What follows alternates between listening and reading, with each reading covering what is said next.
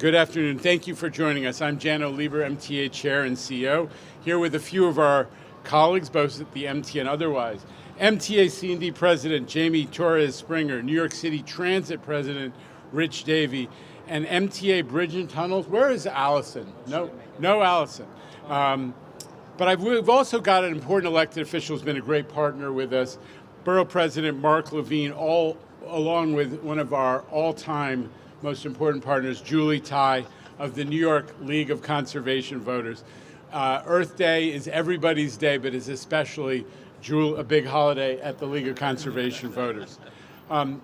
Listen, in recognition of the upcoming Earth Day, we're gathered here to reflect on the extraordinary role that transit plays in the fight against climate change. This time of year, a lot of companies and organizations talk a big game about going green, hitting net zero. The MTA doesn't need to make that pledge because we're already there and more. Thanks to mass transit, New York State has by far the lowest carbon footprint per capita in the nation.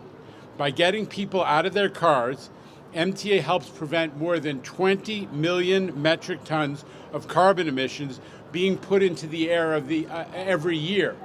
That's just from the MTA getting people out of cars. Let me try to put that massive number into little context. That's the equivalent of the emissions that are generated by 4 million homes every year. It's the equivalent of the amount of carbon that would be absorbed by a forest the size of the state of Indiana. New Yorkers don't talk much about Indiana, but here I am because that's the analogy. And the 20 million figure is not just the direct emissions avoided by trips taken on transit instead of cars. It also includes the impact that our incredible transit network has on land use.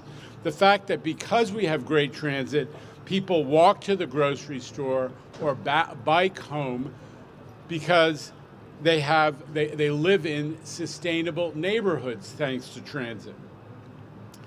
All of those reasons are why I always say, and it's one of the lines I repeat again and again, the MTA is the antidote to climate change, and we're going to keep talking about it right through Earth Day week and right through the year.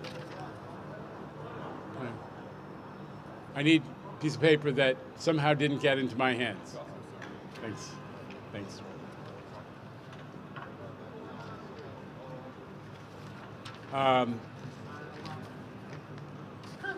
Listen, if New York City residents drove as much as the average American, we would have to accommodate another 4.5 million cars and a parking lot the size of the entire island of Manhattan. Borough President, what do you think about that idea? Don't like that. If we didn't have transit, we'd have to have a parking lot the size of Manhattan. And that's just incompatible with our way of life. New York is all about density. Look at the excitement around us. No other place in the United States has density. We have density 9 times Sunbelt cities like Houston or Phoenix. That's what makes New York so dynamic, and it's made possible because of transit. The most important thing that we can do is to keep attracting more riders to transit, keeping them out of cars. Riding Metro North or Long Island Railroad is 6 times as carbon efficient as driving. And taking the subway rather than driving is even 10 times as carbon efficient.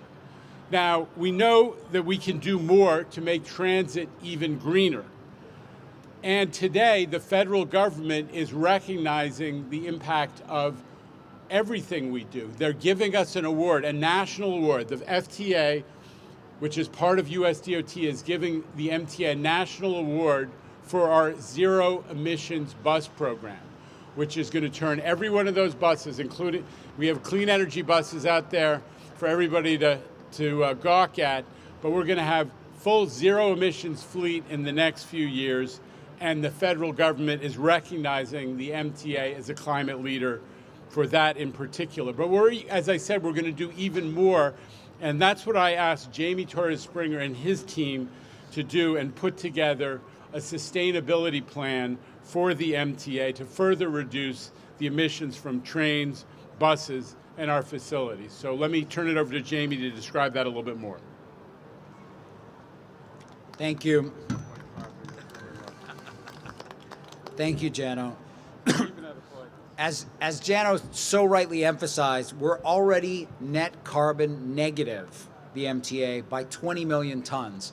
And the most important thing that we can do for the environment is to continue to attract and retain our riders for all the things we're doing. But we're going further than that to make public transit even greener with the framework that we're announcing today and that we'll build on over the next few months. We have to be smart about how we approach our own emissions. Right now, the MTA emits something like 2 million tons of carbon annually, while we enable the region to avoid 22 million tons, which leads to that net 20 million ton figure. Of course, if we ran fewer trains or buses, it would reduce our emissions for sure, but it would drive region-wide emissions through the roof. So the first goal is to keep transit running well and to continue to attract and retain ridership in the system. But that doesn't mean that we can't reduce our emissions while enhancing our transit service. And that's what we're committing to today, that we will reduce, as an agency, our carbon emissions by at least 85% by 2040. At least 85% by 2040.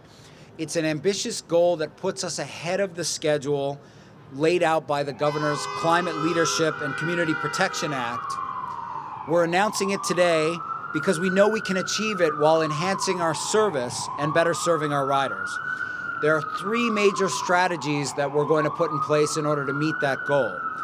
First, we'll update our facilities to be more energy efficient and to transition to zero-emission building systems. The MTA manages approximately 16 million square feet of facilities across the region, and every day we're making improvements to those facilities through our capital plan. We installed solar panels at Croton Yard and Harmon Yards. We'll be looking for other opportunities for off-grid renewables in the system through upcoming planning, especially incrementally as we do roof replacements across our system.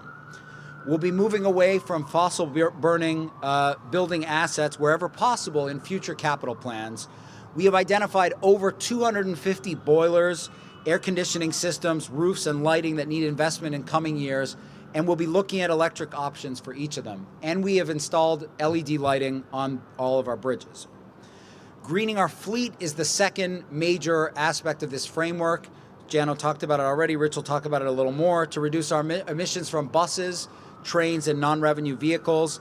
The bus electrification plan on its own takes us about a third of the way to that 85% reduction target. And we'll be continuing to invest in dual-mode locomotives on our commuter railroads, which enable both Metro North and Long Island Railroad to operate on electrified portions of track. Metro North is ordering 27 new dual modes that will reduce annual CO2 emissions by 25,000 tons annually, and Long Island Railroad is also upgrading its fleet. New locomotives reduce airborne pollution from diesel by 97 to 98%. So this is a huge investment, not only in reducing greenhouse gas emissions, but also making for cleaner air. Our third strategy is finding ways to make our electricity consumption more efficient, even while serving as a major player fueling the state transition to renewables. We know that electrification is key to climate success, not just for us, but around the world. And that means we're relying on the grid getting greener. We're grateful to our partners at the New York Power Authority and the leadership of the governor and other policymakers putting us on a path to emissions-free electricity by 2040. But we're going to be part of that solution too by innovating to use electricity more efficiently. We're undertaking a cutting-edge regenerative braking pilot to store and reuse the energy created when our subway trains break. Traction power, which fuels our subway trains and the electrified portions of our railroads, makes up 2/3 of our total energy consumption at the MTA. We're also installing third rail heater remote controls, nests for the subways, if you will, that we expect to be able to save us a lot of energy and reduce carbon emissions as we manage energy more efficiently. And our last major initiative, the fourth, is incorporating lower carbon construction methods into our work, and even investigating where construction materials can serve as carbon sinks, which we'll have more news on to come. So we'll have more on this as we roll out our 20-year needs assessment and our full climate plan in the fall. Before wrapping up, I do want to thank our team. Many of them are here, led by Alyssa Cobb-Conan and Eric Wilson, our capital asset management and sustainability and resiliency planning team that put this together. Too many to name, but we're very grateful that they mobilized and got this plan together so that the MTA has a very strong framework for moving forward. And with that, I want to call my colleague Rich Davey up for his remarks. Thanks, Jamie. Appreciate it. Good afternoon, everyone. Thanks, Jamie. Appreciate it. The framework we're announcing today builds upon what New York City Transit, and frankly, New Yorkers already know, which since 1904, New York City Transit's been the greenest way to get around the city. As the world faces the calamity of climate change, sustainability, as Jamie mentioned and the chair mentioned, is a critical part of our role here in New York City. Over 100 million New Yorkers took the subway last month in March, the first time since the pandemic. So we know that New Yorkers know that we're the greenest way to go. I also do. There are a few curious onlookers out here who are actually the men and women who enable New York to be green, and that's New York City Transit employees. So I want to thank them for continuing to move that bus, to move these trains, to move the paratransit vehicle that's around. We're excited. We're excited to adopt this framework. We're excited to be looking at not only the facilities. We have lots of old facilities that are in desperate need of not only capital investment, but better ways to be more efficient. We're looking forward to implementing those in the coming days and weeks. And we, I think, have one of the most aggressive, as Jano mentioned, and certainly award-winning plans to convert our diesel-guzzling bus fleet to be all-electric and, in some instances, hydrogen-powered. So we are looking for creative ways to ensure that we achieve by 2040 a 6,000 bus fleet that is entirely zero emission free. We're excited to be part of this and excited to be part of leading the country. I'm going to introduce, look at the chairs, yes, is the Borough President, Mark Levine, who's been a huge advocate not only of transit, but a supporter of ours at MTA. He also happens to be my Borough President. Yes, so, indeed. Mark Levine. Yes, indeed. Thank you. Well, President Davis, if you never need a pothole fixed on your block, you call me, okay? I got you. I'm so thrilled to be here with our partners in the MTA. Thank you, Chair Lieber, and to my friend Julie Tai. Happy Earth Week. It's big for you. More than once, the trolls and the haters out there have told me that we should just pave over Manhattan. And now you have given me a crystal clear image of what that dystopia would be like. I don't want that for our future. And the truth is that the mere existence of this transit system is a climate win. And it's why we use less greenhouse gas per resident in New York than most other places on Earth. That would not be true if we couldn't take subways and buses. And we could stop there. But I am really thrilled that the MTA is pushing itself further. And I want to emphasize just how big this goal is. New York State has a goal of 85% emission reduction by 2050. And that makes us one of, if not, the most aggressive state in the country. Julie can confirm this when she speaks. And the MTA is accelerating that timeline by a full decade. So this is a very aggressive path which will have major benefits, not just for the climate, but for the city. One of the things you learn about climate improvements is that steps that you take just to reduce emissions almost always have other benefits for communities. One obvious example of that is electrifying the bus fleet, which first and foremost we have to do because it's a climate win. But that means no more particulates being spewed out of the exhaust pipe into neighborhoods. And there's a major climate justice angle here because you look at a neighborhood like West Harlem in Uptown Manhattan that has not one but 2 bus depots. If that's all diesel, and historically it has been, that is going to concentrate bad air quality in a community of color, and we see very high asthma rates uptown because of it. When we electrify that bus fleet, that will remove that environmental injustice.